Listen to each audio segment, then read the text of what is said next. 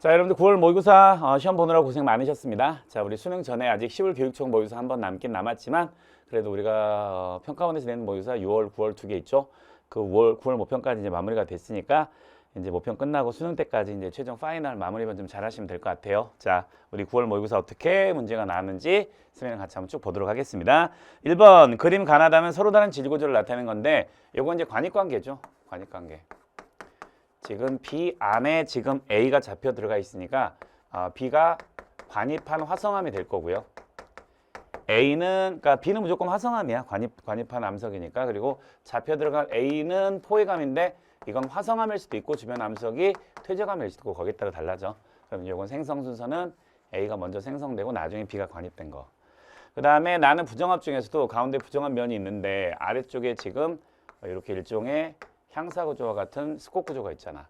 그러니까 이건 부정합 중에서도 경사 부정합. 그 다음에 다는 전리인데 양파 껍질처럼 갈라진 구조니까 판상 전리고 심성암에서 잘 나타나는 심성암의 지표 바깥쪽으로 융기가 일어나면서 심성암의 가해지는 압력이 감소가 되지. 그러면 이제 이 암석의 부피가 팽창하는데 딱딱한 암석의 부피가 팽창하니까 이게 표면이 갈라진 구조가 나타나는 거고. 자, 이렇게 기억번 가에서 포획암은 A가 돼야 되겠죠. 그 다음 니은번 나에서는 경사부정암 나타나는 건 사진 구조 보시고 판단하셔야 돼요. 아래쪽 쓱꼭 있는 거 가지고. 그 다음 디귿번 다는 압력 감소 부피 팽창에 의해서 만들어진 구조니까 디귿도 맞는 거. 자, 다음 2번. 자, 표는 대서양에서 관측한 수계 ABC의 평균 수온하고 평균 염분이고 근데 그 세 개가 심층의 수를 구성하고 있는 남극 중층수, 북대서양 심층수, 남극 저층수 하나인데 계략적으로 찍어보면 이제 밀도가 나오지. A 같은 경우에는 수온이 4도에다가 염분이 34.2니까 A는 이쯤에 찍히고 자, B는 수온이 약 3.5도. 얘보다 살짝 낮지. 근데 염분이 34.9까지 가네. 34.9면은 대략 이쯤 가겠지. 여기가 B. 그 다음에 C는 수온이 마이너스 0.5도에 염분은 34.7까지 가네. 그럼 C는 이제 이렇게 가지. 그럼 셋 중에서 이제 밀도가 제일 작은 게 A니까 이게 남극 중층수. 그 다음 B보다 C가 약간이나마 밀도가 큰 쪽에 있지. 그러니까 B가 북대서양 심층수, C가 남극 저층수. 이제 찍어서 판단을 해보라는 얘기야. 자, 그럼 기억번. 해수의 밀도는 A가 B보다 작다. 맞죠? 그 다음 니은번 B가 생성되는 해역에 북대서양 심층수, 그러니까 북대서양 그린란드 부근이겠네. 여기에 담수가 유입되면 염분이 낮아지고 밀도가 작아지니까 침강이 약해지면서 B의 흐름, 심층 해수의 흐름은 약해지는 거고. 그 다음에 C는 남극 저층수, 남극 외대례 부근에서 가라앉아가지고 북반구 쪽 북쪽으로 이동하잖아. 그러니까 C는 주로 북쪽으로 이동한다. 되게 잘못된 거고요. 자, 다음 3번. 자, 태풍이 이제 T1부터 T6까지 이동하는 동안에 요 기압은 이제 태풍의 중심 기압이야. 태풍의 중심 기압이면은 이렇게 태풍의 중심 기압이 낮아져. 그러면은 저기압인 태풍의 중심 기압이 낮아지는 거니까 세력이 점점 강해지는 거고. 그 다음에 중심 기압이 다시 높아져 태풍의 세력이 약해지는 거야. 그리고 이제 동일한 시간 동안에 태풍 중심의 간격을 보면은 이걸 가지고 우리가 이동 속도 비교할 수 있지. 그러니까 자료의 형태를 좀 잘 보시고. 자, 그럼 보기 봅시다. 기억번 T2 시기는 아직 태풍이 무역풍의 영향을 받아가지고 북서쪽으로 이동할 때고 이 T4 전후가 전향점 부근으로 보이네. 그럼 T4 이후에 편서풍의 영향을 받아가지고 북동쪽으로 이동하는 거니까. 그러니까 T2 시기에는 아직 태풍 무역풍에 위치한다. 맞고. 그 다음 니은번 태풍의 세력은 T3. 자, 중심기압 보자. T3 970 헥토파스칼, T5 980 헥토파스칼. T3가 중심기압이 더 낮지. T3가 T5보다 세력이 더 강하다. 맞죠? 그 다음에 디귿번 태풍의 평균 이동 속도는 자 T2하고 T3 사이의 이동 거리 비교해보자. 그 다음에 T5하고 T6 사이의 이동 거리 비교해보자. 이때가 같은 시간 동안에 이동 거리가 작지. 이동 속도가 느린 거네. 그러니까 디귿 맞네요. 자, 다음 4번. 평가원급 문제에서 암상을 이용한 대비는 오랜만에 나온 것 같아요. 자, 이거 구조 한번 보자. 다음은 인접한 지역 ABC에 분포하는 지층들의 선후관계를 알아보기 위해서 탐구 목표는 동그라미 기억을 이용해서 지층들의 선후관계를 판단하는 건데 일단 ABC에 분포하는 지층들에 대해서 가는 밑줄 쳐봐. 암석의 종류를 보는 거야. 뭐 이제 조직 질구조 특징 같은 것도 조사하긴 했지만 그리고 나서 ABC의 지층을 비교해서 자 응해암층이 있지. 응해암 여기 응해암, 여기 응해암, 여기 응해암이 있어. 그래서 이 응해암층은 쉐일층 내 얇은 두께로 분포한대. 쉐일층 안에 얇은 두께 응해암. 이때 그럼 화산 활동에 의해서 화산재가 퇴적이 된 거지. 그러니까 이런 것들이 우리가 서로 떨어진 지역의 지층을 비교할 때 지층 대비 열세가 된다. 열세층이라는 표현도 쓰지만 건층이라는 표현도 아직은 시험에 나오니까 둘 다 기억을 좀 해둬야 된다 했어요. 자, 그리고 나서 쉐일, 석회암, 이암 순으로 퇴적된 지층이 분포한다. 예를 들어서 쉐일, 석회암, 이암. 여기도 쉐일, 석회암, 이암. 여기도 쉐일, 석회암, 이암 순서로 이제 형성된 퇴적층이 존재하는 거야. 그럼 얘네들이 그러니까 여기까지 보면은 응해암까지 포함해서 응해암이 전부 다 같은 시기에 형성된 퇴적층, 그리고 그 위에 쉐일, 석회암, 이암, 쉐일, 석회암, 이암 또 같은 시기에 형성된 지층이야. 자, 그러면 기억번 이렇게 암석의 종류를 이용해서 지층의 순서를 대비하는 걸 우리가 암상해안 대비. 그 암상해안 대비 말고 우리 또 지층을 비교할 때 우리가 사용하는 게 표준 화석을 이용한 대비도 있잖아. 그지? 그 다음 니은번 동그라미 니은과 같은 응해암층이 지층 대비의 키가 되는 열세층 내지 한문으로 열세 건자를 쓴다고. 건층으로 활용될 수 있다. 가장 오래된 지층을 보면은 요 응해암층이 똑같은 거니까 가장 오래된 지층 요거 여기는 없네. 요거 똑같은 거고 그 다음 그 밑에 그럼 이게 가장 오래된 지층이 되지. 그거는 B에 있어야 돼. 알겠죠? 자, 다음 5번. 나선은하고 타원은하가 있는데 일단 A하고 B가 나선은하고 타원은하 중에 하나인데 이제 그 X축이 그 A하고 B를 구성하는 주결성의 물리량 P가 있고 그 다음에 별들의 평균 나이를 줬거든. 근데 타원은하가 나이가 많은 별들이 좀 많잖아. 그 다음에 나선은하가 상대적으로 나이가 많은 은하도 있지만은 나이가 젊은 별들도 있고 그러다 보니 우리가 이제 주결성을 봤을 때 은하 이제 나선은하고 타원은하에 존재하는 주결성들을 비교하면은 X축의 온도, Y축의 강도, 주결성이 있으면은 타원은하 같은 경우는 기본적으로 나이가 많은 별들이 대부분이잖아. 그러면은 주결 단계에 오래 머물러 있는 B와 같은 타원은하 속의 주결성들은 대부분 질량이 작은 별들만 남아있고 질량이 큰 것들은 주결 단계에 머무는 시간이 짧잖아. 그러니까 대부분 진화해가지고 이미 초신성 폭발이 다 일어나 버린 거야. 근데 나선은하 같은 경우에는 A 같은 경우는 주결성 중에서 나이가 많은 주결성들도 있지만 이제 생긴 지 얼마 안 된 질량이 큰 근데 주결성에 머무는 시간이 짧아. 하지만 얘는 나이가 얼마 안 되니까 주결에 머물러 있는 질량이 큰 주결성도 있단 말이야. 그래서 이게 기출로 한번 됐던 지문은 주결 단계에서 질량이 큰 주결성의 비율은 나선은하가 타원은하보다는 좀 큰 거야. 그럼 얘네들이 앞으로 이제 진화를 하게 되면은 질량이 큰 거니까 초신성 폭발을 일으키고 블랙홀이나 중성자별로 진화할 가능성이 높아. 그래서 기억번.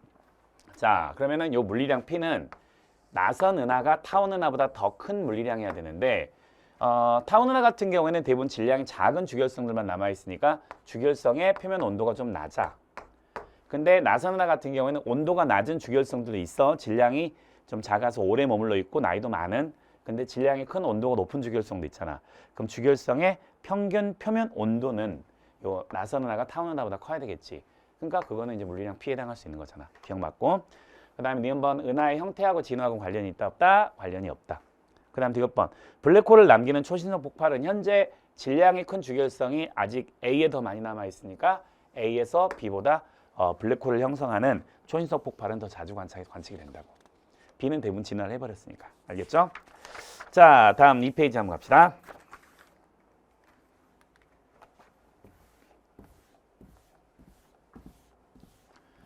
자, 이건 상황을 한번 보자. 그림가는 어느 날 T라고 하는 시각의 적의 영상을 그리고 나는 T라고 하는 시간으로부터 12시간 지난 이후야. 자, 그러면은 여기가 T고 얘는 T에서 12시간이 지난 이후.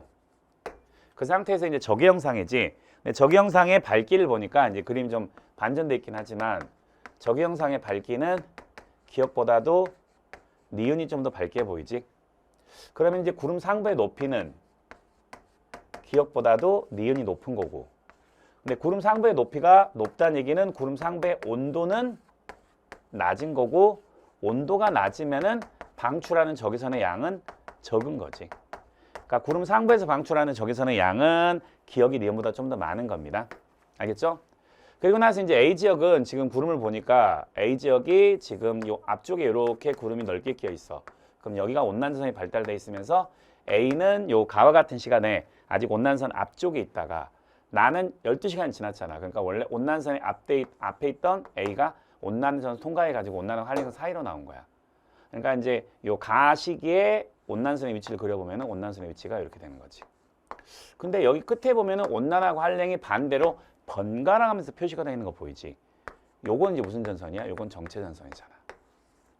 이렇게 된 겁니다. 그러면 이제 가하고 나 사이에 관측소 A는 온난선 통과했고, 그럼 온난선 통과할 때 관측소의 풍향은 남동풍에서 남서풍으로 풍향이 바뀌는 게 일반적이고. 자, 그럼 기억반 가에서 구름 최상배 온도 물어봤네. 온도는 기억이 니은보다도 높아요. 기억 맞는 건. 그 다음 니은번 나에서 여기 정체전선이 있잖아. 기호 잘 보세요. 그 다음 디귿번 이 기간에 A에서 풍향은 남동풍에서 남서풍으로 바뀌니까 남풍에서 북풍으로 바뀌는 건 아니야. 어? 자, 다음 7번.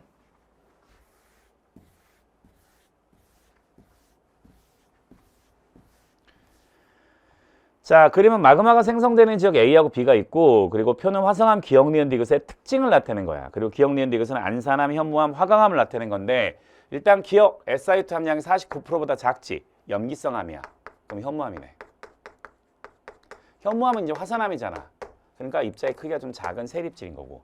그 다음에 얘는 52하고 63 사이에 있는 중성암이네. 그럼 안산암이야. 그럼 안산암은 중성암 중에서도 화산암이잖아. 입자의 크기가 작은 거고. 그럼 요것만 SiO2 함량이 63%보다 크지. 산성암이니까 화강암 되겠네. 그래서 디귿 요것만 심성암이니까 입자의 크기가 큰 조립질이 되는 거야. 알겠어요? 그 다음에 A는 봐봐. 서비평 경계 하부 여기라고 하면은 해양지각이 방출한 물에 의해서 이 서비평 경계 부근에 있는 멘틀 물질의 용용점이 낮아지면서 녹아서 현무암질 마그마가 생겨요. 근데 이 현무암질 마그마가 위로 열을 공급해주면은 화강암으로 된 대륙지각의 온도가 상승하면서 밝은 색을 띠는 유문암질 마그마 또는 이 두 개가 섞여서 여기서 안산암질 마그마가 생성이 되는 거지. 이게 서비평 경계에서 전형적으로 나오는 거고. 그 다음에 B는 해령이잖아. 해령은 멘틀 물질이 상승하면은 압력 감소에 의해서 상승하는 멘틀 물질의 부분 용융이 일어나서 여기서 이제 현무암질 마그마가 생기는 거고. 그럼 A하고 B 중에서 현무암질 마그마는 요 B니까 동그라미 기역이 이런 그 B와 같은 지역에서 만들어질 수 있고요. 그 다음에 여기 부근에는 유문암질도 있고 안산암질도 있다고. 그 유문암질 마그마가 지하 깊은 곳에서 천천히 식으면 화강암이 되는 거고. 그리고 여기서 안산암질 마그마 형성돼가지고 요게 지표 바깥으로 분출하잖아. 분출되면 이제 안산암을 만들 수 있는 거지. 이렇게. 자, 그럼 기억반 A에서는 온도 상승에 의해서 지각, 정확하게 대륙 지각의 하부가 용용되어 마그마, 정확하게 유문암질 마그마가 생성될 수 있다. 맞죠?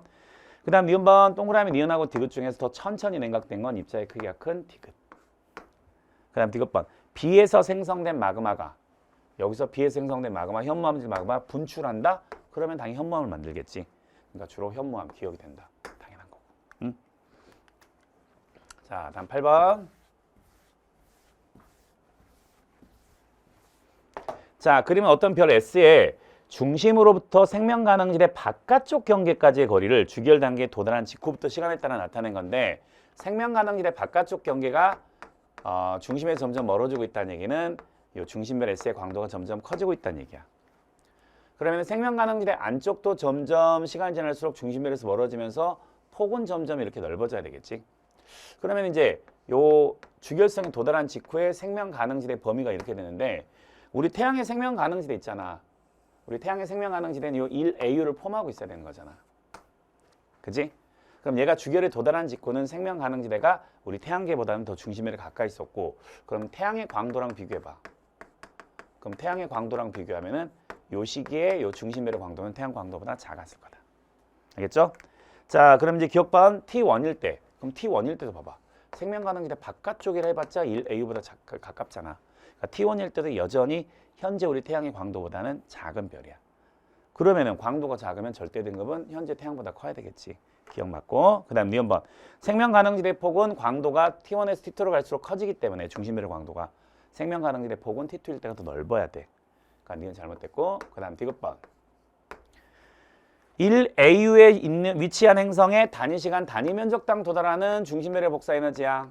여기 이제 S라고 하는 건데 요건 중심별과의 거리의 제곱분의 중심별의 광도 이렇게 쓸 수 있어. 근데 거리는 그대로 그럼 S값을 결정하는 건 광도야.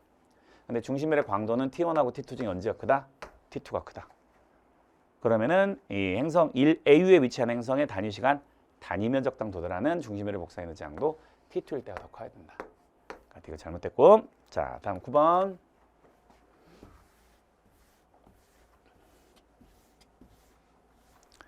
자, 이건 이제 상황을 좀 뜯어서 좀 봅시다. 자, 그러면 어느 수렴형 경계 동그라미 쳐보세요. 자, 수렴형 경계와 그 주변의 초음파의 왕복 시간이 같은 지점을 선으로 이어서 나타낸 음향 측심 자료야. 근데 두 판의 이동 방향은 동쪽하고 서쪽 중에 하나래요. 동쪽하고 서쪽 중에 하나. 자, 각각 동쪽과 서쪽 중 서로 다른 하나야. 그러니까 하나는 동쪽, 하나는 서쪽으로 이동한다는 얘기지. 그 두 판의 상대적 이동에 의해서 형성된 해산이 분포한다. 해산이 분포한다. 그럼 생각해봐. 해수면이 있는데 이렇게 해산이 있으면은 다른 데보다도 무척 수심이 얕으니까 왕복 시간이 이렇게 짧게 나온다고. 얘네들이 해산인데 이 해산이 열지어져 있다. 열도인데 수렴형 경계에서 나타나는 열도면은 이게 무슨 열도? 호상열도가 되고, 호상열도는 판의 경계를 기준으로 해서 항상 밀도가 작은 판 위에 존재하지. 그리고 수렴형 경계 중에서 바닷속에 있으니까 이렇게 수심이 가장 깊은 이 부분 있지. 여기가 수심이 매우 깊은 해구가 될 거야. 알겠어요? 그럼 이 부근의 판의 경계가 있다고 생각하시면 돼요. 근데 이게 수렴형 경계가 되니까 두 판이 만나야 되잖아. 만나려면은 해구를 기준으로 해서 왼쪽에 있는 판은 동쪽으로, 오른쪽에 있는 판은 서쪽으로 이동해 만나. 만약에 이게 서쪽이고 이게 동쪽이면 발산형이 돼버리잖아. 그리고 해구를 기준으로 해서 오른쪽에 있는 요게 밀도가 큰 판, 그 다음에 호상열도가 있는 왼쪽에 있는 판이 밀도가 작은 판, 이렇게 해석을 하시면 돼요. 자, 그럼 기억방 B 지점 보자. 초음파의 왕복 시간이 얼마? 8초. 그럼 수심은, 자, 문제에서 초음파의 전파 속도 이렇게 줬고 항상 계산할 때 왕복 시간에 2분의 1 곱해야 돼. 그럼 수심은 몇 미터? 6,000m, 6km네. 그러니까 5km보다는 깊어야 되겠죠. 그 다음 니은번 A 지점이 속한 판의 이동 방향은 오른쪽, 동쪽으로 이동하는 거 맞지? 그 다음 디귿번 판의 밀도는 요 A가 속한 판이 C가 속한 판, 오른쪽에 있는 판보다 밀도가 작다. 역시 맞는 거고. 응? 자, 다음 10번.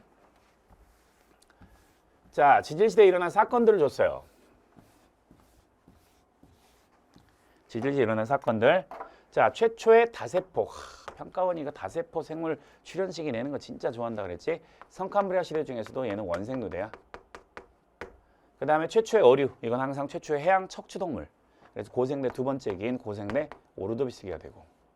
그 다음에 공룡이 멸종한 건 중생대에서 신생대로 넘어가는 중생대 백악기.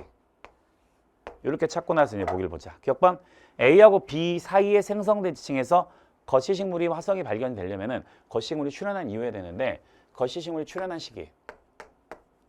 요거는 거시식물은 중생대 번성하고, 이 거시식물이나 속식물 요 두 개는 번성한 시기 바로 이전 마지막 시기에 출현한다고 생각하면 된다. 그래서 그럼 얘는 중생대 번성하면은 이전 시기인 고생대, 마지막 시기인 고생대 페름계 출현. 그럼 B하고 C 사이에 고생대 페름계 있잖아. 그러면은 A하고 B 사이에 생성된 지층에서는 거시식물 화석이 발견이 될 수가 없겠네. 아직 출현도 안 한 새끼가 어떻게 화석이 됩니까? 그죠? 그 다음 니은번 B하고 C 사이에 대서양이 형성되기 시작을 했다. 대서양이 형성되기 시작하는 건 항상 뭐로 본 거냐면은, 대서양이라고 하는 것 자체가 고생대 말에 판기아가 형성이 되고 이게 중생대 초까지 지속이 되다가 중생대 초부터 판기아가 분리가 되면서 대서양이 형성되기 시작하잖아. 그럼 이건 항상 판기아의 분리 시작 시기를 물어보는데 요게 언제야? 중생대 초. 그럼 고생대 오르도비스기하고 중생대 백악기 사이에 중생대 초, 트라이아스 같은 거 들어가 있죠. 그러니까 니은 맞는 거고. 그 다음 디귿번 C는 쥐라기하고 백악기의 질시대 경계가 아니라 백악기하고 신생대 팔레오기의 경계가 되겠지. 중생대하고 신생대 경계가 되니까. 응? 자, 다음 11번.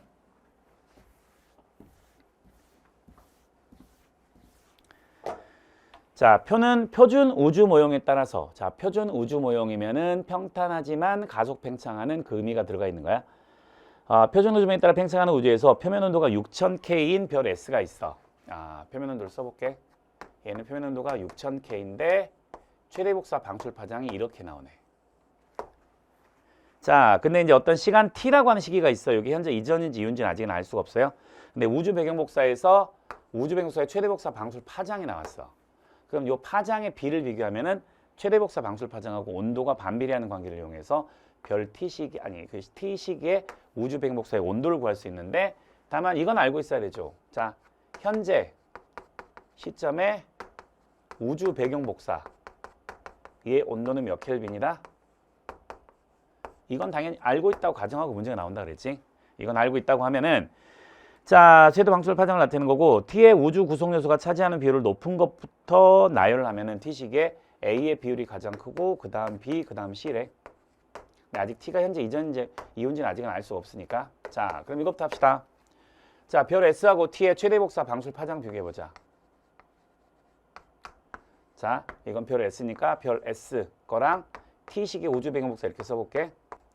5 곱하기 10의 마이너스 7제곱 때 2.5 곱하기 10의 마이너스 3제곱 하면은 요게 2대 10의 4제곱 이렇게 나오네. 그럼 이게 얼마야? 1대 5천이야? 그러면 별 S하고 T식의 우주 배경 복사의 최대 복사 방출 파장이 1대 5천이다. 그럼 온도는 반비례하니까 몇 대 몇? 5,000대 1이 되겠지. 근데 별 S의 온도가 몇 도야? 6,000도지. 6,000 켈빈인데 T식의 우주 배경 복사의 온도를 또 T라고 놔볼게요. 그럼 요게 최대 복사 방출 파장 반비례하니까 이건 5,000대 1 이렇게 돼야 되겠지. 그럼 T식의 우주 배경 복사의 온도는 몇 켈빈이 나오느냐? 1.2 켈빈이 나와. 근데 이제 시간이 지나면 지날수록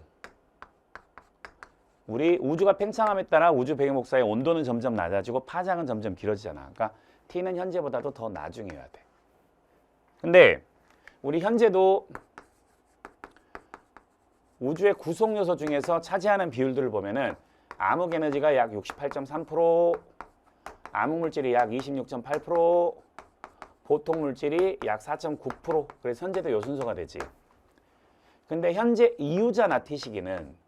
그럼 암흑 에너지는 요건 차지하는 비율은 더욱더 커지지. 그리고 물질들이 차지하는 비율은 더욱더 작아지잖아. 그럼 T시기에도 여전히 우주의 구성 요소에서 암흑 에너지가 비율이 가장 크고 그 다음에 어떤 경우라도 암흑 물질이 보통 물질보다는 차지하는 비율이 더 크게 나오죠. 그게 이제 A, B, C 이렇게 되는 거고. 맞아요? 자, 그럼 보기 보자. 기억번. 현재도 우주는 가속 팽창을 하고 있어. 근데 현재 이후인 T시기는 현재보다 우주를 가속 팽창하게 만드는 즉 청력을 작용하는 암흑 에너지가 차지하는 비율이 현재보다 더 커져 있다고. 그러니까 당연히 가속 팽창할 수밖에 없지. 그 다음 B번 B는 암흑 물질이야. 암흑 물질이나 암흑 에너지 암흑 들어가면은 전자기파로 관측이 안 되는 거. 그 다음 D번 자 C하고 A의 비율의 비네. 그럼 T가 현재보다 어떻게 되냐 물어봤는데 자 C의 비율, A의 비율. 근데 T는 현재 이유지. 근데 A가 암흑 에너지라고 그랬으니까 암흑 에너지의 비율은 현재보다 T시기가 더 커. 근데 보통 물질의 비율은 T시기가 현재보다 작아. 그러니까 T시기는 현재보다 분모는 작고 분자는 커져 있으니까 현재보다 이 값은 더 크게 나와야 되겠지. 그래서 D번 C의 비율분의 A의 비율은 T시기가 현재보다 크다 그래야 돼. 그러니까 D가 잘못된 거고. 자, 다음 3페이지 한번 가봅시다.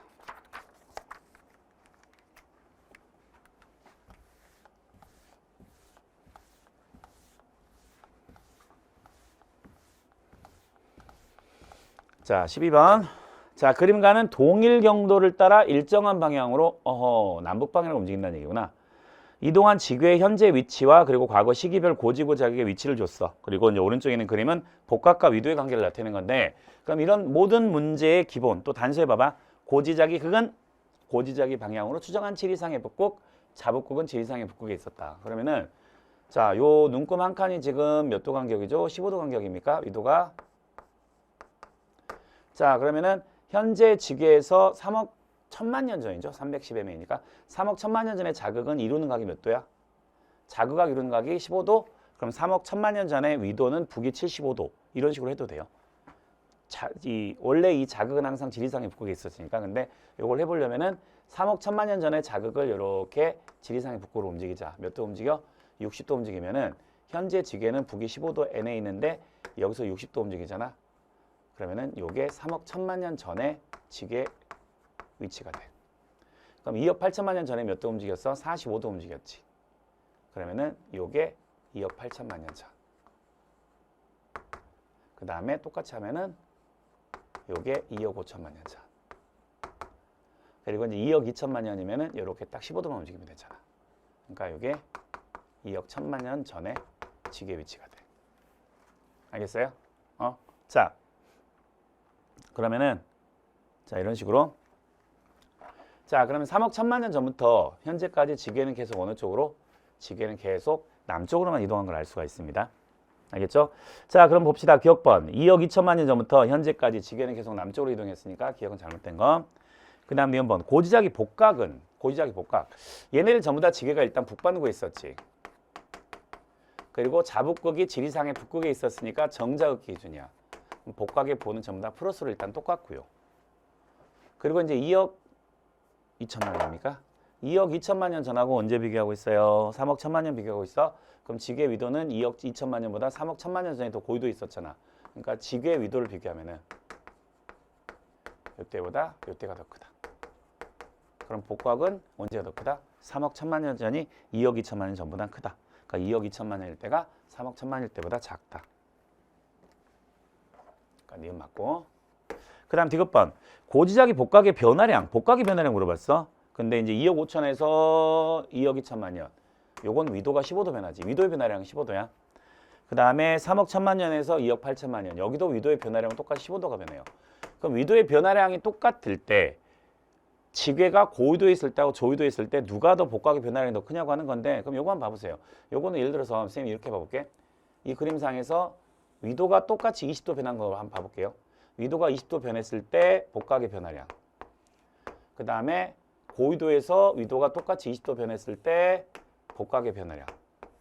그럼 똑같은 위도가 같은 위도만큼 변했을 때 위도의 변화량이 동일할 때 저위도에서 움직일수록 같은 위도가 변했을 때 복각의 변화량이 더 큰 걸 알 수가 있어. 그러면은 이 저위도에 있을 때 여기서 움직였을 때가 여기서 움직였을 때보다는 같은 위도 15도 변할 때 복각의 변화량이 더 크겠지. 그럼 2억 5천 년에서 2억 2천만 년 사이의 복각의 변화량이 3억 1천만 년에서 2억 8천만 년 전보다는 더 클 수밖에 없어요. 그러니까 디귿번 맞네. 자 이렇게 같이 연결해서 보시면 됩니다. 자 다음 13번.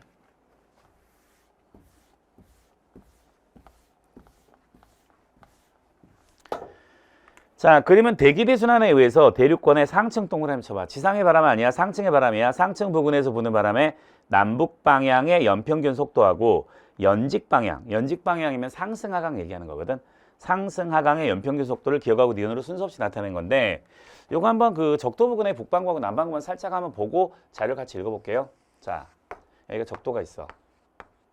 여기가 이제 북이 30, 남이 30도 써볼게. 여기가 북이 30도. 이렇게. 자, 그럼 일단 상승 하강은 적도 부근에서 공기가 상승해야 되겠죠. 여긴 상승기류야. 그래서 여기 상층에서는 북반구는 북쪽으로, 남반구는 남쪽으로 이렇게 이동을 하지. 헤들리 순환에 의해서. 그럼 북반구 쪽이 여기가 북풍이 돼. 남반구 쪽이 여기가 미안. 북반구 쪽이 남쪽에서 북쪽으로 가니까 이게 남풍. 요게 북쪽에서 이제 남쪽으로 가니까 북풍이 되겠지. 그러다 위도 30도 부근에서 하강하잖아. 그래서 여기가 고기압 발달하는 거 아니야. 하강. 그래서 이제 헤들리 순환 완성되면서 이렇게 지상에서 바람이 적도 쪽으로 불면은 남반구 쪽에서는 여기가 남동 무역풍이 불지. 그러니까 남풍계의 바람이고 북반구에서는 여기가 북동 무역풍이 부는 거야. 그러니까 우리 지상에 북반구는 북동 무역풍, 남반구는 남동 무역풍은 되게 잘 알잖아. 그거하고 상층이 이렇게 반대가 된다고 생각하면 돼. 그러면 봐봐. 적도를 기준으로 해서 일단 왼쪽하고 오른쪽에 북반구, 남반구 표시가 안 돼 있는데 상층의 바람도 북반구의 헤들리 순환하고 남반구의 헤들리 순환 이 두 개의 풍향 부호가 반대로 나와야 돼요. 근데 이 점선으로 되어 있는 건 양쪽의 부호가 똑같잖아. 그러니까 이 기역 있죠? 기역이 남북 방향의 풍속 얘기하는 거야. 그럼 니은이 자연스럽게 연직 방향의 풍속의 세기가 되면서 요게 상승 하강을 얘기하는 거거든. 근데 문제에서 플러스는 자 남북 방향이면 요게 남풍, 요게 북풍. 그 다음에 연직 방향에서는 플러스가 상승, 마이너스가 하강을 얘기하는 거거든. 그럼 일단 연직 방향 보자. 적도 부근을 기준으로 해서 여기서는 상승 기류, 즉 적도 저압대 발달하는 거야. 그러니까 여기는 저기압 발달하는 거고. 그리고 이제 위도 30도 불을 전후로 해서 여기가 지금 부호가 이제 마이너스가 나오는, 여기가 이제 하강 기류가 발달하면서 이쪽이, 여기가 이제 고기압이 발생하는 거야. 그럼 항상 우리 지상에서, 여기 고기압 저기압은 지상에서의 바람이야. 지상에서 고기압은 항상 바람이 불어나가지. 발산, 저기압에선 공기가 모여들잖아. 수렴, 이렇게 되는 거야. 알겠어요? 그리고 나서 이제 남북 방향을 보면은 여기가 지금 상층에 바람이 무슨 풍? 북풍이 불고 있어. 해들이 순환은 상층에 북풍이 불고 있어. 요거네. 그럼 이쪽이 이제 남반구 쪽이고 이쪽이 북반구 쪽이다. 이렇게 찾으시면 돼요. 알겠어요? 자, 그럼 보기 보자. 기억번 동그라미 기억은 남북 방향의 연직 풍속 분포고요. 니은이 연직 방향의 풍속 분포예요. 니은이. 자, 그래서 기억은 상층 바람의 연직 방향이 아니고 상층 바람의 남북 방향의 연평균 속도다. 그 다음 니은번 지표 부근에서 대기대 순환에 의한 공기의 발산. 지표 동그라미 치시고 발산 동그라미 치면은 지표의 고기압 발달한 지역을 찾으라는 거구나 라고 바로 나오잖아. 그럼 A하고 B 중에 지표의 고기압 발달하는 건 A. 그러니까 A가 B보다 공기의 발산이 활발하다. 니은 맞고. 그 다음 디귿번 북태평양 해류는 어찌됐든 북반구의 편서풍 돼야 되잖아. 북반구의 편서풍 되면은 위도 30도와 60도 사이. 그러니까 C에서 북태평양 해류가 흐른다. 당연히 맞는 거지. 응? 자, 다음 14번.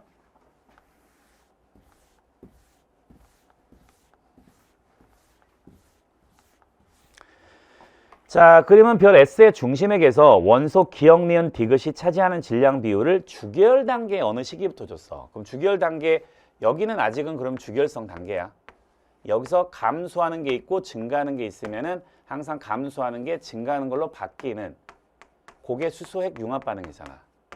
그러면 이제 니은이 수소가 될 거고 기억이 헬륨이 될 거야.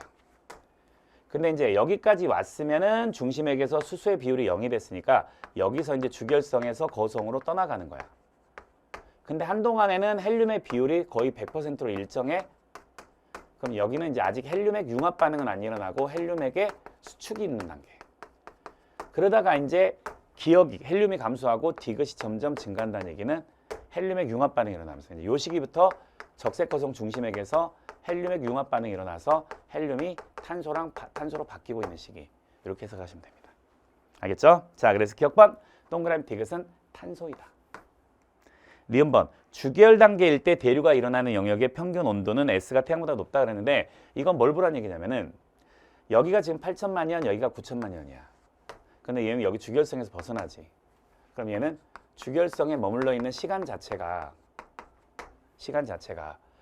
8천만 년하고 9천만 년 사이. 그러니까 1억 년이 채 안 돼요. 알겠어요? 근데 우리 태양이 주기열에 머무는 시간은 약 몇 억 년 정도 돼?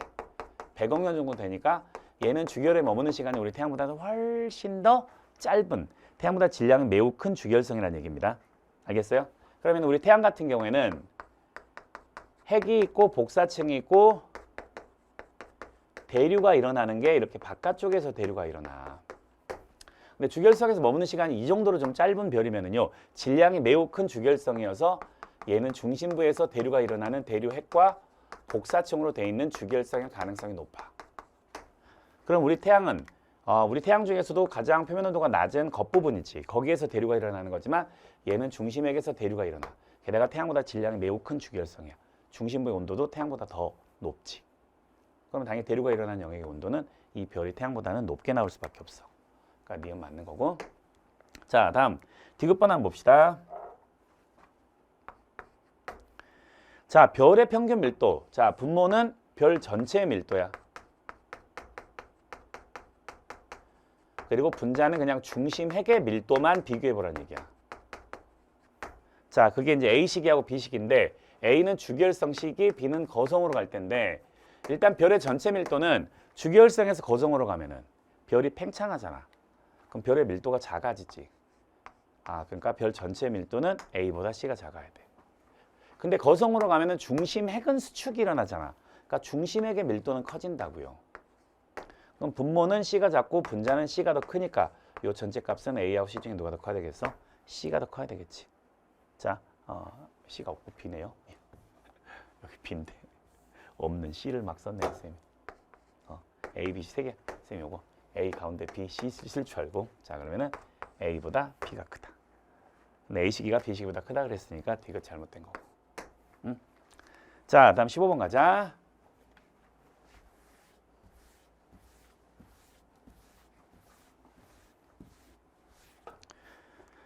자, 그림가는 A하고 B 시기에 관측한 어떤 물리량 P가 있어. 그리고 이제 동태평양 동그라미 치세요. 항상 엘니뇨 라니냐 문제에서는 주어진 자료가 동태평양인지 서태평양인지도 잘 봐야 돼.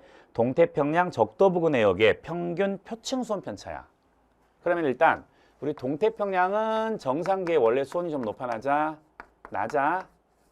그럼 라니냐 시기는 더 낮아지니까 수온 편차 마이너스, 엘니뇨 시기는 수온이 반대로 높아지니까 플러스. 그래서 요게 엘니뇨 시기고 요게 라니냐 시기인데, 그럼 여기 P라고 하는 물리량은 엘니뇨 시기가 라니냐 시기보다 더 큰 물리량을 찾아야 돼. 알겠어요? 자, 그리고 이제 문제 두 번째 줄에 다시 그림 나는 A하고 B 중에 어느 한 시기에 관측한 태평양 적도 부근 내역의 해면 기압 편차인데, 이런 거 나올 때도 우리는 또 적도 부근의 동태평양을 보자. 그럼 적도 부근의 동태평양은 원래 평상시에 기압이 높은 고기압이다. 근데 이게 라니냐 시기가 되면은 더 고기압이다. 기압 편차 플러스고. 엘니뇨 시기가 되면은 반대로 저기압이 되니까 기압 편차가 마이너스다. 근데 동태평양 기압 편차 보니까 플러스가 나온다. 이거 라니냐 시기 자료가 돼서 가의 A하고 B 중에 B 시기의 자료다. 자, 그럼 격번 나는 그래서 B 시기에 관측한 것이다. 맞습니다. 그 다음 니은번에 있는 물리량의 P에 해당되려면은 엘니뇨 시기가 라니냐 시기보다 더 커야 되는데, 자, 니은번에 준 거는 서태평양의 해수면의 높이 마이너스 동태평양의 해수면의 높이인데, 요거는 이제 정상기에 원래 서태평양이 동태평양보다 해수면 높이가 크잖아. 그러니까 요 값이 원래 플러스가 돼요. 근데 라니냐 시기가 되면은 서태평양의 높이는 더 높아지고 동태평양의 높이는 더 낮아지면서 요 동서태평양의 높이 차이가 더 커집니다. 근데 엘니뇨 시기가 되면은 서태평양의 높이는 줄어들고 낮아지고 동태평양은 높아지면서 동서태평양의 높이 차이가 평상시보다 오히려 더 작아져 버리잖아. 근데 P는 엘니뇨 시기에 더 큰 물리량이 돼야 되는데, 만약에 서태평양의 해수면의 높이에서 동태평양 해수면의 높이를 빼는 거라고 하면은 엘니뇨 시기가 오히려 더 작아져 버리기 때문에 요 값은 P에 해당되는 물리량이 될 수가 없는 거야. 알겠어요? 자, 다음 디귿번. 자, 서태평양이야. 자, 서태평양의 기상위성으로 관측한 적외선 방출 복사 에너지 편차야. A가 B보다 크냐고 물어봤는데, 자, 기상위성으로 관측한 적외선 복사 에너지 나오면 항상 이건 구름 상부의 높이를 묻는 거라 그랬어. 그럼 평상시에 서태평양은 공기의 상승이 강하니까 정상기의 구름 상부의 높이가 높아. 상승이 강해서. 그럼 구름 상부의 온도가 낮아. 그럼 여기는 구름 상부에서 방출하는 적외선 복사 에너지 양이 적어. 원래 적어. 그러면은 라니냐 시기는 더 적어져. 마이너스. 엘니뇨 시기는 평상시보다 상승이 약해지니까 구름 상부의 높이가 낮아지지. 온도가 높아지니까 방출하는 적외선의 양은 평상시보다 많아져요. 그래서 디귿번에 서태평양 적도 부근의 기상위성으로 관측한 적외선 방출 복사 에너지 편차라고 하면은 엘니뇨 시기는 A 시기에는 플러스가 되고 B 시기는 라니냐 시기에는 마이너스가 되니까 이건 A가 B보다 크다라고 돼야 되겠네. 그러니까 디귿도 맞는 거지. 응? 자, 다음 16번 갑시다.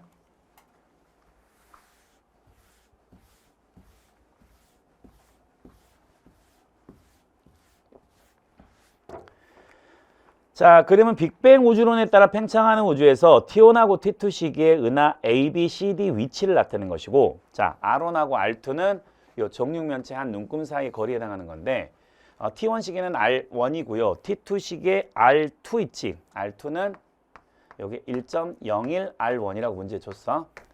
그리고 R1에 해당되는 거리가 와우 10의 19승 킬로미터. 10의 19승이면 어떻게 읽어야 되지? 1, 10, 100, 1000만, 10만, 100만, 1000만, 억, 10억, 100억. 그만 읽읍시다. 상당히 큰 거리입니다. 자, 그리고 이제 T2하고 T1의 시간 차이 있지. T2하고 T1의 시간 차이는 얼마죠? 10의 19승 킬로미터. 10의 15승 초. 시간 간격이 이렇게 되네요. 자, 그리고 이제 단서의 은하들은 허블 법칙을 만족을 하지. 그러니까 후퇴 속도는 거리에 비례하는 거야. 알겠어요? 자, 그럴 때 요 T2 시기에 대한 설명을 오는 거 그랬어. 자, 그럼 기억번. T1에 비해서 우주의 크기가 커진다 그러면 맞아.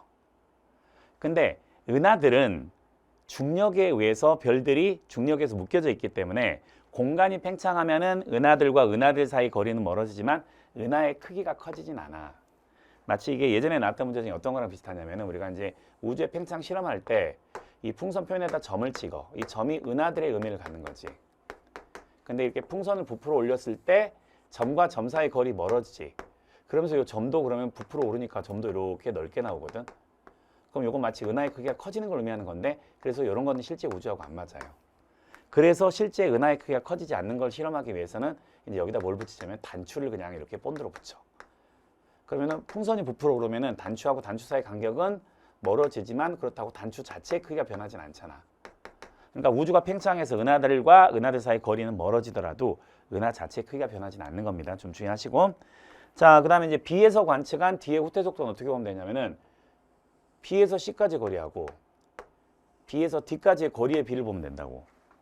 허블 법칙을 만족하니까 후퇴 속도는 거리에 비례하는 거니까 자, 그럼 니은번에서 거리를 한번 구해볼까? 요 상대적 거리를 R2라고 하는 거 있죠? 요걸 1이라고 놔볼게요.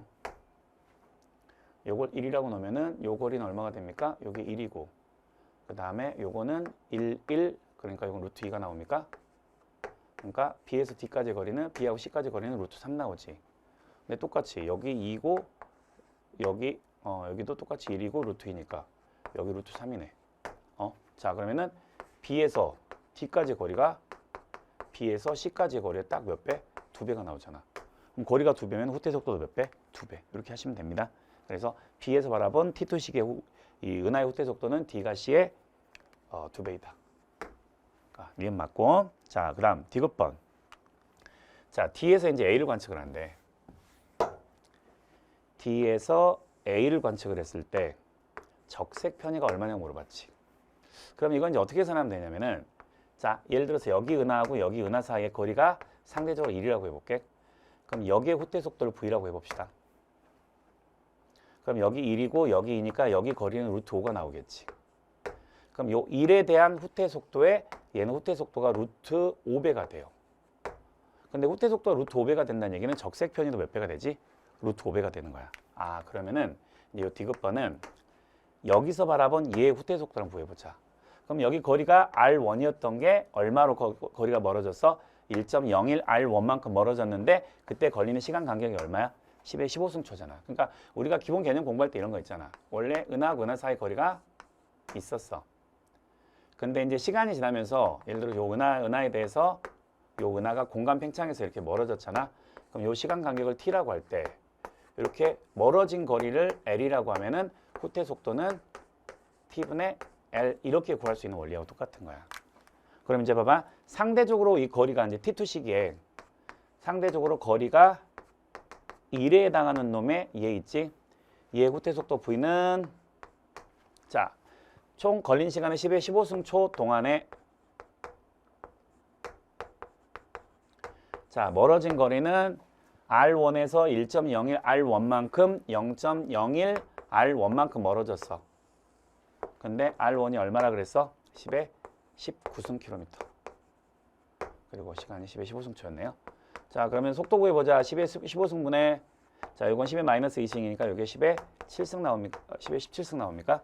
그러면은 딱 상대적 거리를 T2 시기에 1로 놓은 건 후퇴 속도 딱 100km/s야. 그럼 얘 적색편이 구해볼게. 자, 후퇴 속도 100은 자, 도플루가식에서 3 곱하기 10의 5제곱 빛의 속도에다가 여기다 적색편이 G를 곱하면 되지. 그래서 거리가 1인 놈의 적색편이 G가 얼마가 나오냐면은 3000분의 1이 나오는데 그럼 여기 D에서 바라본 A입니까? D에서 A를 관측을 했을 때 D에서 바라본 A의 적색편이는 거리가 루트 5배, 후퇴 속도 루트 5배, 적색편이도 루트 5배. 그럼 여기 3000분의 1에 루트 5니까 D에서 A를 바라봤을 때 적색편이는 이렇게 나와야 되는 거야. 알겠어요? 그러니까 디귿번 D에서 A를 관측을 했을 때 그 괄호 안에 있는 값이 적색편이 정의를 얘기하는 거잖아. 그건 3000분의 루트 5이다. 이렇게 계산하시면 됩니다. 자, 넘어가서 4페이지 한번 가봅시다. 자, 4페이지 17번.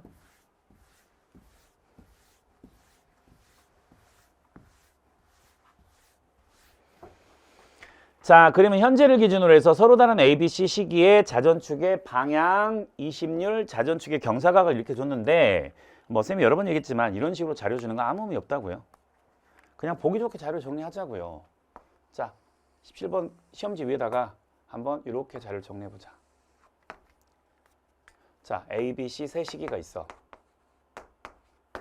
그러면은 자, 자전축의 방향이 현재랑 동일할 때도 있고 반대일 때도 있어. 그 다음에 이심률도 현재하고 같을 때도 있고 다를 때도 있어. 그 다음에 지구 자전축의 경사각도 현재보다 클 때도 있고 같을 때도 있어. 자, 그럼 경사 방향 볼게.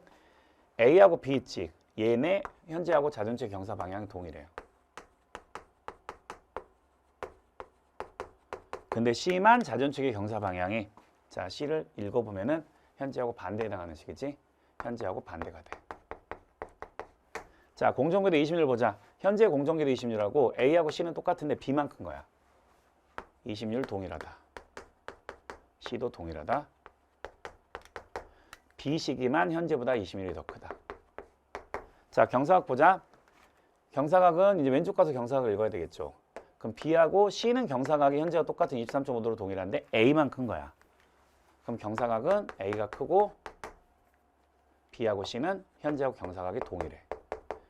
이제 이렇게 정리해 놓고 그럼 차이가 나는 이 부분만 가지고 그냥 해석을 하시면 되겠죠.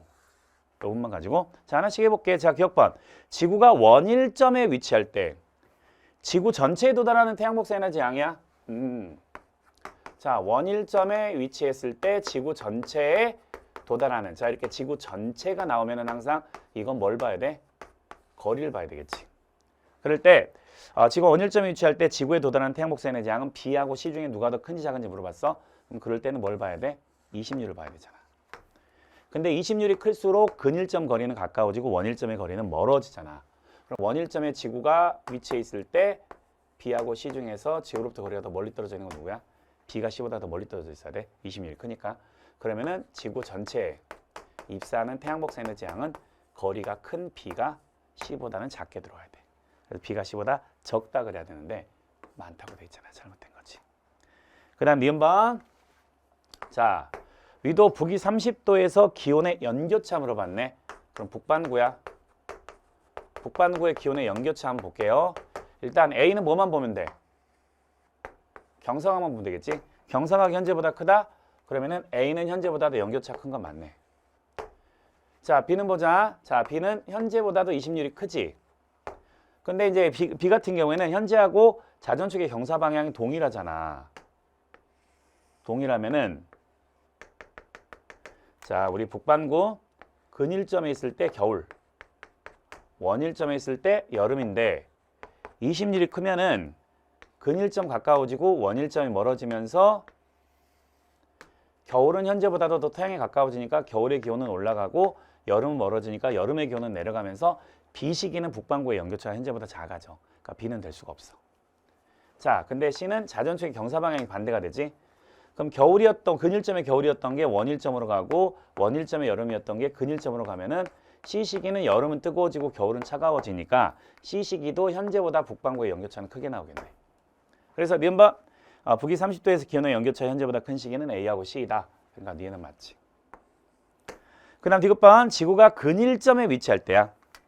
디귿번은 지구가 근일점에 위치했을 때 남반구의 평균 기온입니까?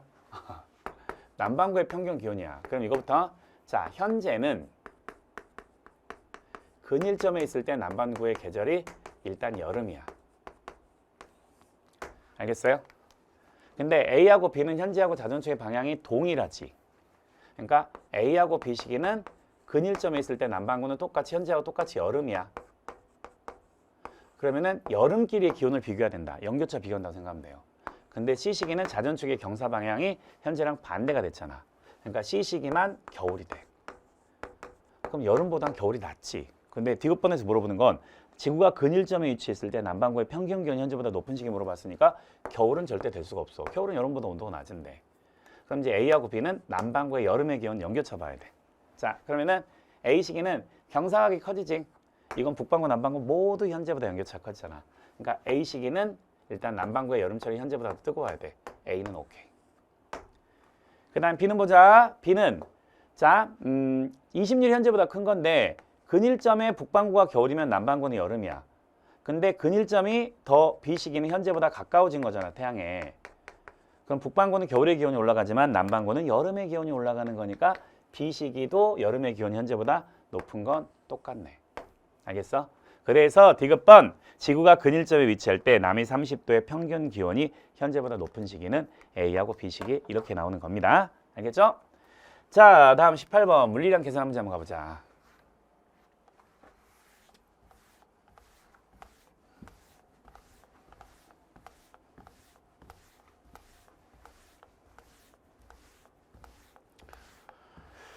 자, 편은 별 기억니은 디귿의 물리량을 나타내는 거고 기억니은 디귿 중에서 주기혈성은 2개고 거성은 1개가 있다고 돼 있어요. 근데 이제 이 중에서 기억하고 니은은 반지름이 똑같지. 그러니까 기억 니은이 주기혈성이 되는 경우는 안 생길 거야. 그죠? 반지름이 똑같은데 얘네들이 해보면 광도가 다르거든. 그러니까 주기혈성이 될 수 있는 건 기억 디귿 내지 기억 니은 이렇게 돼 있어. 그러니까 일반적으로 이렇게 풀어야 돼. 그러면 이제 기억 니은 중에서 얘는 어쨌든 디귿은 무조건 주기혈성이 확실할 수밖에 없어. 기억 니은이 주기혈성이 되는 경우는 안 생기니까. 그럼 둘 중에서 디귿보다도 광도도 크고 온도도 높고 그런 관계에 해당되는 게 주기혈성이 되겠구나라는 생각을 좀 하시면 돼요. 이게 지금까지 일반적으로 냈던 문제인데 요건 그걸 살짝 비틀어서 내긴 했는데 자, 그다음에 반지름이 나왔고 이제 겉보기 등급이 나왔지. 그럼 요걸 겉보기 밝기라고 바꿔서 한번 옆에다 써보자. 그럼 여기 겉보기 등급이 가장 크지. 얘 겉보기 밝기를 1이라고 놔볼게. 얘는 겉보기 등급이 한 등급 더 작기 때문에 밝기는 2.5배, 요거는 디귿하고 3등급 차이가 나지. 겉보기 밝기가 2의 세제곱 이렇게 써보자. 그 다음에 이제 거리는 간단하게 1대, 6대, 200 이렇게 써볼게. 그럼 우리 많이 썼던 공식 있잖아. 겉보기 밝기는 거리 제곱분의 광도 이렇게. 그럼 여기서 이 별의 광도를 한번 상대적인 비를 비교해볼게. 겉보기 밝기 곱하기 거리 제곱 이렇게. 알겠어요? 그럼 기억은 광도가 2.5 곱하기 200의 제곱 상대적으로 얘는 겉보기 밝기 2.5의 세제곱 곱하기 6의 제곱 이렇게. 그리고 얘는 겉보기 밝기 1 곱하기 1의 제곱이니까 광도가 상대적으로 1이라고 생각하면 돼. 이렇게 생각해 놓고 보니까 봐봐. 광도 디귿보다도 니은의 광도가 크고 디귿보다 기억의 광도가 커. 일단 얘네들은 주기혈성에 일단 반지름이 큰 게 광도가 큰 건 기억, 니은 둘 다 만족한다. 자, 그 다음에 이제 표면 온도로 한번 가보자. 표면 온도는 표면 온도의 4제곱이 반지름의 제곱분 L로 쓸 수 있지. 자, 그럼 한번 써볼게. 반지름이 기억 1이지 상대적으로. 그럼 1의 제곱, 기억하고 니은은 둘 다 반지름이 1이니까 분모에 1의 제곱은 똑같이 들어가겠지. 그러니까 표면 온도의 4제곱은 요게 그대로 표면 온도의 4제곱에 해당하는 거라고 생각하면 돼요. 근데 얘 반지름 봐봐. 반지름이 상대적으로 0.1이지.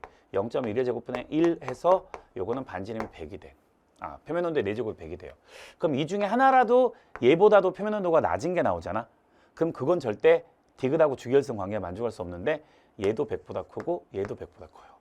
와, 그래서 이제 이런 문제가 이제 평가원에 처음 등장한 거야. 이 주기혈성이 확실한 디귿보다도 기억하고 니은은 봐봐. 광도도 크고 반지름도 크고 표면 온도도 다 높은 것들이야. 그러니까 기억하고 니은은 전부 다 주기혈성의 질량은 안 나왔으니까 온도, 광도, 반지름 관계를 다 만족을 해버려. 온도, 광도, 반지름 관계를. 그러면 이제 이건 어떻게 해야 되냐면은 방법은 이제 이거 하나밖에 없어요. 그럼 반지름이 똑같은 기억하고 니은 중에서 주기혈성이 될 수 있는 게 어떤 거냐? 근데 이제 기억하고 니은의 특징이 뭐가 똑같은 거야? 반지름이 똑같은 거지. 그럼 우리 HR도를 그렸을 때 X축이 온도야. Y축이 광도고. 자, 그러면은 이렇게 주기혈성이 이렇게 그려진다고 하자. 그럼 어떤 별 하나가 이제 주기혈성이 있어. 그럼 얘하고 반지름이 똑같은 등반지름선을 연결해 보면은 자, 일단 얘보다는 얘는 반지름 무조건 커야 돼, 작아야 돼? 얘는 반지름이 무조건 커야 되지. 주기혈성 광도가 클수록 반지름이 큰 거니까. 그럼 얘랑 반지름이 똑같은 건 여기에 있거나 여기에 있어야 돼요. 근데 만약에 광도가 똑같은데 얘가 여기 있으면은 온도가 낮은데 광도가 똑같다 그럼 얘가 반지름이 커야 돼요.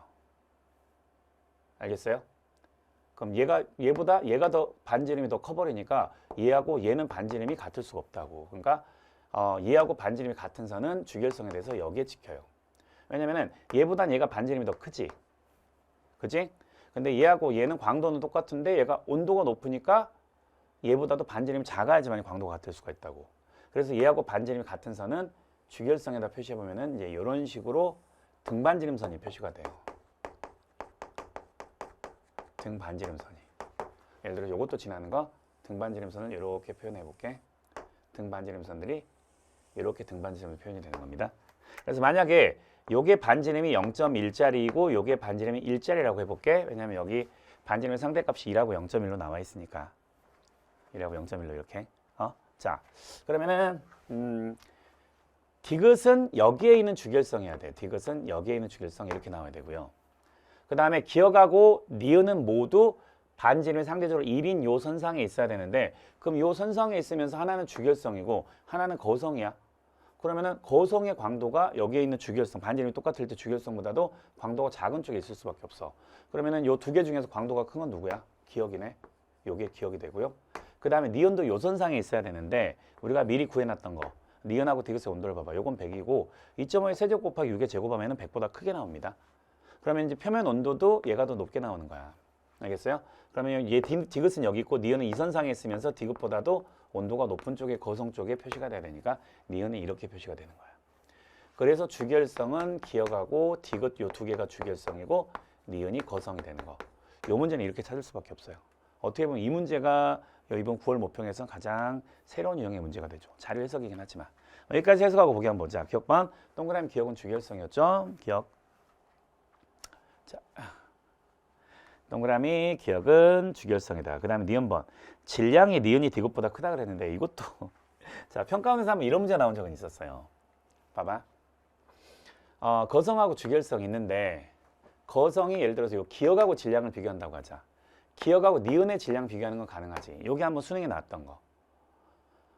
그럼 주결성과 거성을 비교하는 건데 니은은 거성이 주결성일 때는 얘는 주결성에서 오른쪽 상단으로 이렇게 가니까 이 니은이 주결성일 때는 여기 썼을 거라고. 그러면은 니은이 주결성일 때 질량은 당연히 기억보다도 니은이 주결성일 때 질량이 더 작겠지. 근데 주결성에서 거성으로 갈 때는 결선 질량이 생기는 거니까 질량이 감소하는 거잖아. 그럼 얘보다 얘가 질량이 작고 얘보다 얘가 질량이 작으니까 니은은 기억보다도 질량이 당연히 작을 수밖에 없어요. 이게 기존의 수능에서 나왔던 방식이야. 이건 논리적으로 말이 되잖아. 근데 이건 니은하고 디귿의 질량 비교하는 얘기야. 그럼 얘가 주결성에 있을 때 질량은 당연히 봐봐. 거성이 주결성이었을 때 질량을 비교해 보면은 거성은 이제 요 디귿보다는 광도가 좀 더 표면 온도가 좀 높은 쪽에 있으니까 디귿보다도 얘는 현재도 주결성에는 디귿보다도 거성인 니은의 표면 온도가 더 높아. 그럼 얘가 주결성했을 때는 현재보다 온도가 더 높은 쪽에 있어야 되겠지 당연히.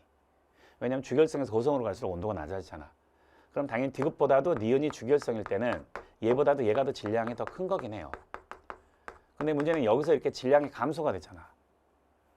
그럼 주결 단계일 때는 디귿보다 니은의 질량이 더 큰데 여기서 감소가 됐는데 얼마만큼 감소가 됐는지를 알 수가 없잖아. 그래서 요거하고 요거 질량을 바로 비교하는 건 좀 약간 무리가 있어요. 사실 논리적으로만 따지면. 근데 이제 우리 보통 태양의 주결성에 머무는 시간을 계산을 할 때 뭐 태양의 예를 들면은 태양 전체 질량의 약 10% 정도가 수소핵 융합 반응에 참여를 해요. 중심핵에 있는 수소만 1000만 도 이상인 것만 수소핵 융합 반응에 참여를 하는 거니까. 그리고 이제 우리 수소핵 융합 반응에 자, 4개 수소가 대부분 헬륨으로 바뀌고 일부의 질량만 결선이 되는데 이때 결선 질량 비율이 약 0.7% 정도 된다 그래. 알겠어요? 0.7% 정도. 그러면은 실제로 결손된 질량을 따지면은 전체 별의 질량이 10%니까 전체 별의 질량이 0.1에다가 여기에 또 100분의 0.7%니까 0.7. 그럼 이건 0.1 곱하기 0.007입니까? 그러면은 원래 있던 질량에 태양만 따지더라도 전체 질량의 요 정도만 결손 질량에 의해서 에너지로 바뀌는 거야. 알겠어요? 이제 주결성에 머무는 기간 동안에 거기서 이제 거성으로 진화할 때 수소 껍질에서 수색 융합 반응이 일어나더라도 이거하고 큰 차이는 안 날 거야. 그럼 주결성에서 거성으로 갈 때 결선 질량이 있긴 하지만 그렇게 크진 않아. 그럼 주기율 단계일 때 질량이 니은이 D급보다 크다. 그럼 질량 결손에 의해서 질량이 약간 감소했다 하더라도 거성인 니은이 D급보다는 질량이 더 클 거다. 이런 식으로 판단하라는 얘기입니다. 알겠어요? 그래서 니은번 질량은 니은이 D급보다 크다. 자, 그 다음에 D급번. 자, 기억의 절대 등급하고 디귿의 절대 등급을 구한 값이 얼마보다 큰지 작은지 4보다 큰지 작은지 물어보라고 그랬지. 아직은 큰지 작은지 아직은 알 수가 없어요. 저는 아니까. 자, 그러면은 이걸 두 가지 방식으로 한번 풀어볼게요. 일단 얘하고 얘의 광도가 있잖아. 지금 봐봐. 기억하고 디귿의 광도의 비는 자 2.5 곱하기 200의 제곱 200의 제곱 대 디귿의 광도는 1이 나오지. 그지? 그럼 만약에 디귿의 절대 등급을 만약에 라지 m이라고 하면은 얘는 절대 등급이 봐봐. 2.5 곱하기 요거는 200의 제곱이니까 2.5 곱하기 2의 제곱 4가 나오고 그 다음 100의 제곱 이렇게 나오겠지. 이건 10 곱하기 100의 제곱. 그러니까 10만 배. 기억의 광도는 디귿의 광도의 10만 배가 커. 그럼 얘를 절대 등급으로 환산해 볼게. 100의 제곱이면은 만 배니까 이건 5등급에 5등급에서 10등급 차이가 나고. 그 다음에 10배 차이도 우리가 몇 번 했었죠. 우리 한 등급의 밝기가 2.5배. 그리고 5등급 차이가 나면은 100배 차이가 나는데 그중에 10배 차이가 나면은 딱 5등급의 절반이 2.5등급 차이가 나. 그러면은 요 기억하고 디귿은 절대 등급이 딱 12.5등급 차이가 나요. 근데 얘가 광도가 크니까 봐봐. 디귿의 절대 등급을 라지 m이라고 하면은 기억의 절대 등급은 디귿의 절대 등급에서 12.5를 빼면 돼.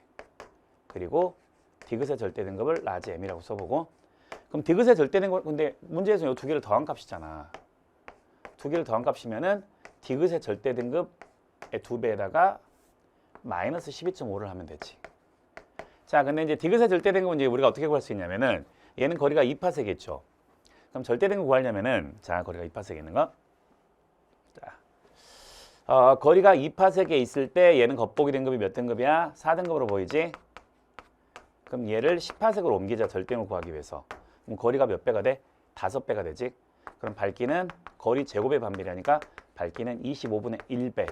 즉 25배만큼 어두워지는 거야. 그럼 25배를 또 등급으로 바꿔볼게. 2.5 곱하기 10이지. 그럼 요건 한 등급 10배니까 요건 2.5등급. 그럼 얘는 10등급으로 옮기면은 등급이 현재 겉보기 등급에서 3.5등급만큼 어두워지니까 커지는 거야. 그러면은 요 디귿의 절대 등급은 4등급에다가 3.5등급을 더해보면은 디귿의 절대 등급이 몇 등급이 나오냐면 7.5등급이 나와요. 알겠어요? 그럼 디귿의 절대 등급이 7.5등급이면은 거기에 2배 하면은 15에서 12.5를 빼보자. 그러면은 기억하고 디귿의 겉보기 등급의 합은 얼마가 나오냐?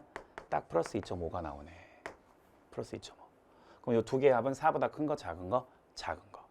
이렇게 푸는 방법이 하나가 있고요. 그 다음에 이제 두 번째는 뭐가 있냐면은 우리 지구학원에서는 안 보이는 거긴 하지만 우리가 포구순의 공식의 형태 있지.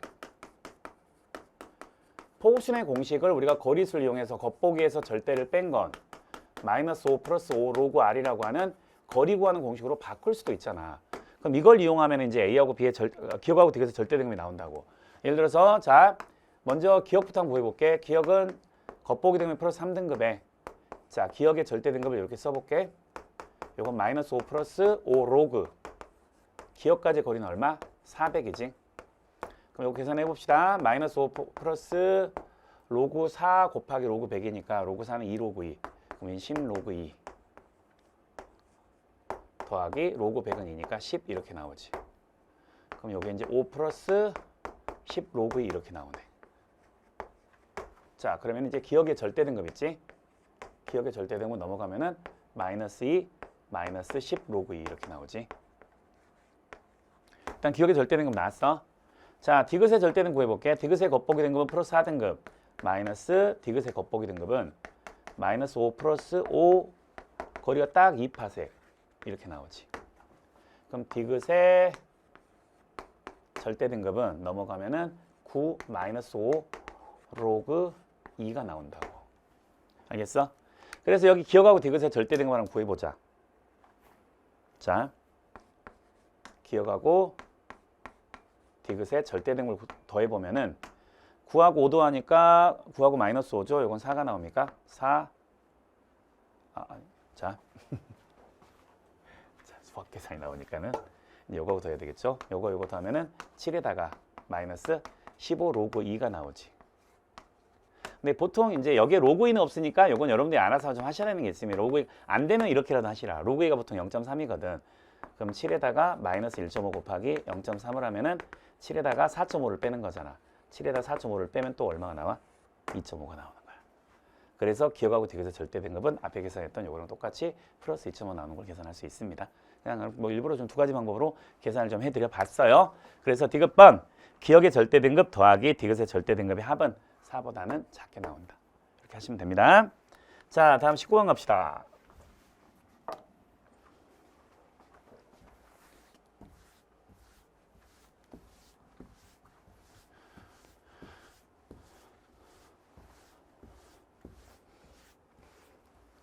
자, 19번. 자, 식현상 문제죠.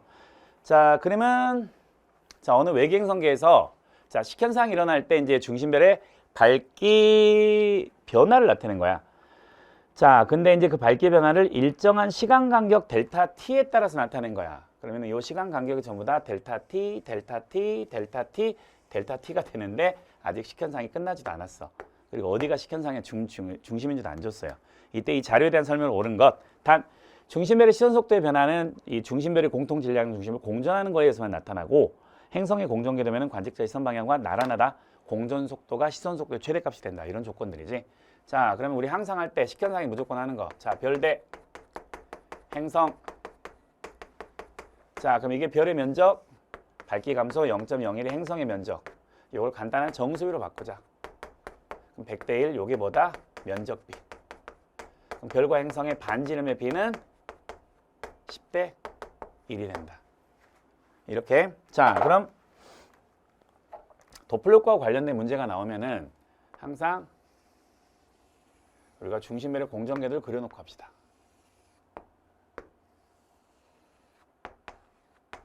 중심별을 그려놓고 그럼 T1이라고 하는 거 있지.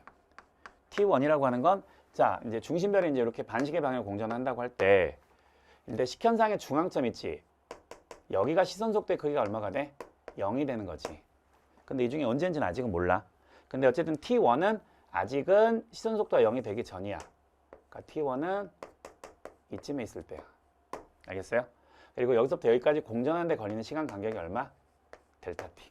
이렇게 되는 거지. 그러니까 T1은 아직 적색 편이가 일어나고 있을 때야. 자, 그리고 나서 이제 식현상이 일어날 때 밝기 감소 그래프를 한번 그려봅시다. 자, 시간에 따라서 중심별의 겉보기 밝기 변화지. 얘는 쫙 갔다가 밝기가 쫙 감소가 됐다가 최소 밝기로 한동안 유지가 되다가 이제 식현상이 끝나는 것까지 같이 한번 이렇게 그려볼게요. 이렇게. 그럼 여기 식현상의 중앙점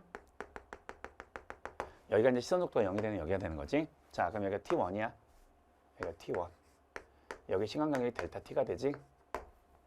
그 다음에 여기가 T2가 되고 여기가 T3가 되면은 T2하고 T3의 시간 간격 여기도 똑같이 델타 T가 돼. 자, 근데 우리 식현상 할 때 밝기가 여기서부터 여기까지 밝기가 감소할 때까지 걸리는 시간, 요 시간은 딱 델타 T가 누구의 지름에 해당하는 시간이야? 행성의 지름에 해당하는 시간. 그지? 그 다음에 식현상이 일어나기 시작을 해서 다시 밝기가 밝아질 때까지 요 시간이든지 아니면은 이렇게 최소 밝기가 돼서 식현상이 끝날 때 있지. 여기까지 시간, 요게 별의 지름에 해당하는 시간이잖아. 요건 별의 지름에 해당하는 시간, 이거는 행성의 지름에 해당하는 시간, 요거는 식현상 우리 공부하면서 되게 많이 했던 거지. 근데 요거의 비가 몇 대 몇이야? 1대 10이 되는 거야. 그럼 여기 시간 간격이 델타 T가 되면은 자, 여기서부터 여기까지의 시간 간격은 행성 지름의 10배에 해당하는 시간이니까 요게 10 델타 T가 돼. 그럼 식현상이 일어나서 끝날 때까지 전체 식현상의 지속 시간은 11 델타 T가 되겠지. 그럼 11 델타 T가 되면은 딱 식현상의 중앙점까지의 요 시간 간격 있지. 요거는 11 델타 T의 절반이니까 얼마가 돼? 5.5 델타 T 이렇게 돼요. 알겠습니까? 5.5 델타 T. 자, 근데 이제 미안합니다. 자, T1은 여기 있고 요건 이제 시선 속도가 0이 되는 거니까 그러니까 T1부터 시선 속도가 0이 될 때까지 시간은 요 시간 간격을 넣어야 돼요. 그러니까 선생님 요거 이제 식현상이 일어나기 시작할 때 T2까지 여기까지 의미로 델타 t라고 썼던 건데 좀 다시 옮겨 써볼게요. 자, 그럼 이제 이런 상황을 정리해놓고 이제 보기를 한번 보자. 기억번. 중심별의 반지름은 행성 반지름의 10배이다. 요건 맞죠? 밝기함수 가지고 했죠. 그 다음 니은번. T1에서 T3까지. 자, T1에서 T3까지면은 그림상에서 아직 시선 속도가 0이 되기 전이야. 자, 그러면은 우리가 중심별에 관측 파장이 있으면은 자, 여기가 청색, 여기가 적색. 자, 그리고 기준 파장을 람다 제로일 때 자, T1이 있어. 그러면은 T3는 아직 시선 속도가 되기 전이니까 관측 파장은 지금 이렇게 변하고 있는 거야. 그러면은 중심별은 여전히 적색 편이 나타나지만 관측 파장은 길어지고 있어, 짧아지고 있어? 짧아지고 있는 거야. 근데 흡선의 파장은 점차 길어지고 있다 그랬으니까 네 번 잘못된 거지. 그 다음 디귿번. 중심별의 시선 속도가 T3에서 4델타 T 더할 때 T3에서 6델타 T를 더할 때 중에서 언제가 더 크냐고 물어봤거든. 자, T3면 여기지. T3면 여기야. 그럼 여기가 이제 5점, 여기서 T2부터 이 시선 속도 0이 되는 시간상의 중앙점까지가 5.5 델타 T고 요게 델타 T잖아. 그러니까 요거는 4.5 델타 T가 될 거야. 자, 그러면 T3에서 4 델타 T면은 요 식현상의 중앙점하고 딱 0.5 델타 T만큼 차이가 날 때야. 요게 4 델타 T야 되니까. 4 델타 T. 그러면 T3부터 4.5 델타 T지. 그럼 T3로부터 여기까지가 4.5 델타 T고 그러면은 T3로부터 6 델타 T. 6 델타 T가 되려면은 얘는 요 시선 속도 중앙점하고 1.5 델타 T만큼의 시간 간격이 있어야 돼. 자, 그러면은 선생님이 여기다 이걸 표시해 볼게요. 시선 속도가 0일 때 있지. 시선 속도가 0일 때를 기준으로 해서 T3 플러스 4 델타 T 있지. 그거는 요 시선 속도가 0일 때랑 이루는 시간 간격이 딱 0.5 델타 T만큼의 시간 간격이 차이가 날 때야. 요때가 T3 플러스 4 델타 T가 돼요. 근데 T3 플러스 6 델타 T일 때는 시선 속도 0이랑 1.5 델타 T만큼 차이가 나는 거니까 요거랑 시선 속도가 0일 때하고 이렇게 공전한 각도의 차이가 좀 더 각도 차이가 많이 날 때야. 요때가 T3 플러스 6 델타 T가 돼요. 알겠어요? 그럼 굳이 식으로 표현하자면은 여기서는 이렇게 갈수록 시선 속도의 크기 커지고 이렇게 갈수록 시선 속도의 크기가 작아지긴 하는데 그럼 요 각을 세타 1, 요 각을 세타 2라고 표현하면은 요때 시선 속도의 크기는 공전 속도의 사인 세타 1 이렇게 써지고 여기는 공전 속도 V의 사인 세타 2 이렇게 써지는데 세타 1하고 세타 2 중에 누가 커? 세타 2가 더 크지. 그럼 시선 속도의 크기도 요 공전 속도에 대한 사인 세타 1, 사인 세타 2 비교하면은 사인은 세타가 클수록 사인 값은 커지잖아. 그러니까 V 사인 세타 2가 V 사인 세타 1보단 커야 돼. 그래서 T3에서 6 델타 T일 때 시선 속도의 크기는 T3 플러스 4.5 델타 T일 때 있죠.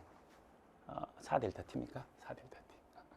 자, T3 4 델타 T일 때보다는 이때가 시선 속도의 크기가 더 크다. 다만 요거는 시선 속도의 보가 플러스고 얘는 시선 속도의 보가 마이너스가 되겠지. 그죠?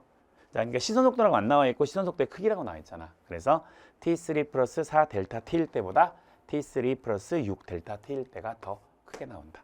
디귿번 잘못된 거고. 자, 다음 마지막 20번 갑시다.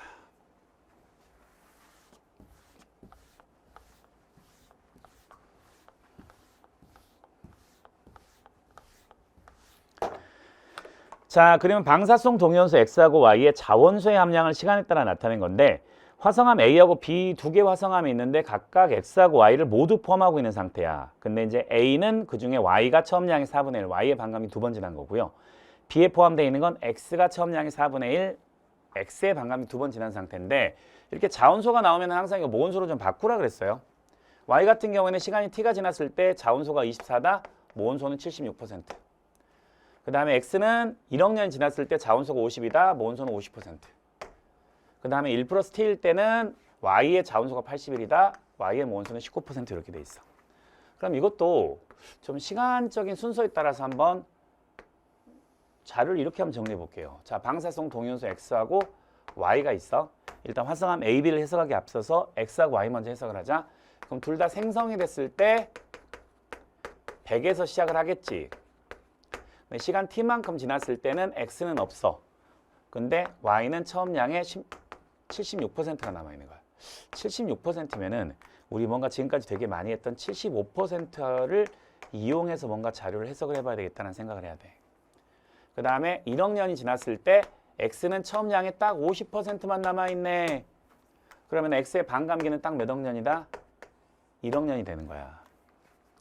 근데 요 t에 딱 1억 년이 더 지난 1 플러스 t억 년 있지. 1 플러스 t. 그럼 요거 시간 차이가 딱 몇 억 년이야? 요게 1억 년이 지났을 때 x는 안 나왔는데 y는 처음 양이 딱 몇 퍼센트? 19%가 남아있어.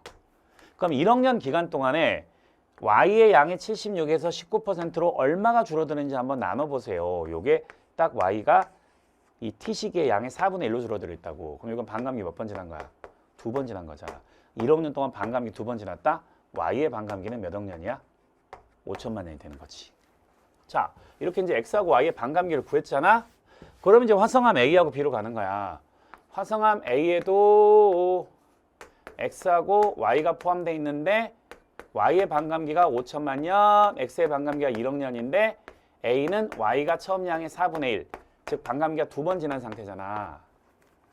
그러면 A는 절대 연령이 몇 억 년이 되겠어? 1억 년이 돼야 되고, 그러면 x는 반감기 몇 번 지난 상태야? 한 번 지난 상태.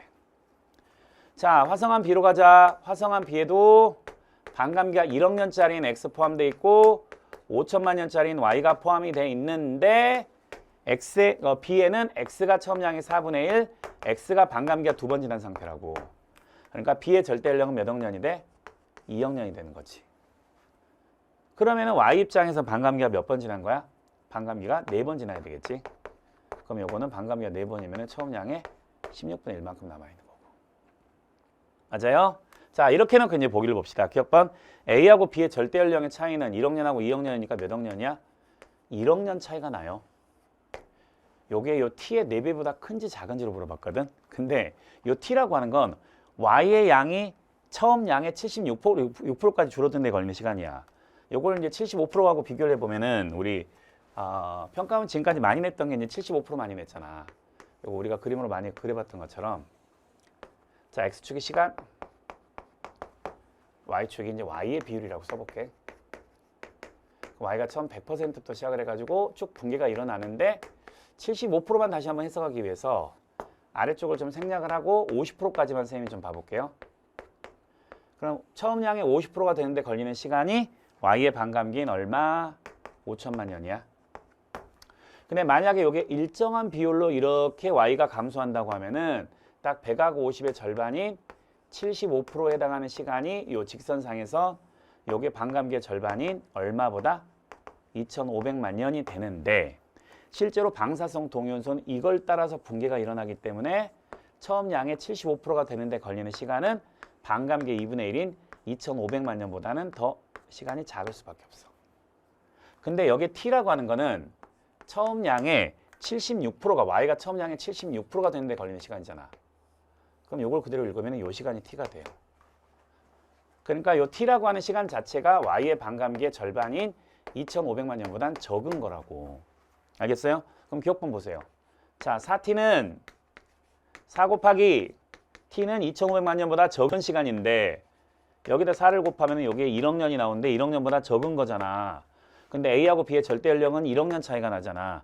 그러면은 A하고 B의 절대 연령의 차 1억 년은 요 4t 1억 년보다 작은 것보단 더 크게 나와야 되겠지. 기억 맞는 거.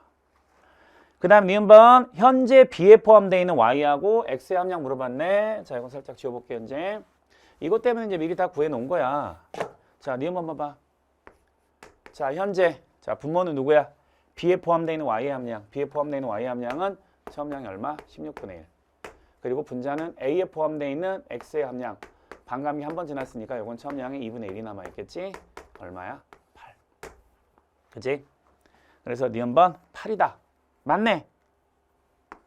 그 다음 디귿번 가보자. 현재로부터 1억 년이 지났을 때, 현재로부터. 자, 그럼 이게 지금 현재 거지. 현재로부터 1억 년이 지났을 때 B에 포함되어 있는 거. 자, B는 봐봐. B는 현재 반감기가 4번 지난 상태야. B에 포함되어 있는 Y의 함량분의 Y의 자원수 함량인데, 그럼 현재에도 B에 포함되어 있는 Y는 반감기가 4번 지난 상태인데, 여기서 1억 년이 지났어? 근데 Y의 반감기는 5천만 년이야? 그럼 반감기가 2번 더 지나니까 반감기가 6번 지나야 되겠지. 그치? 그러면은 이 상태에서 Y는 처음 양의 2분의 1의 6제곱. 그러니까 처음 양의 64분의 1이 남아있고, 그러면은 1에서 64분의 1을 뺀 64분의 63이 뭐가 되겠어? 자원수의 함량이 될 거 아니야. 그럼 현재보다 1억 년이 지났을 때 B에 포함되어 있는 Y분의 Y의 자원수의 함량 B는 숫자 얼마 나와? 63이 나오네. 네, 디귿번 값이 얼마다?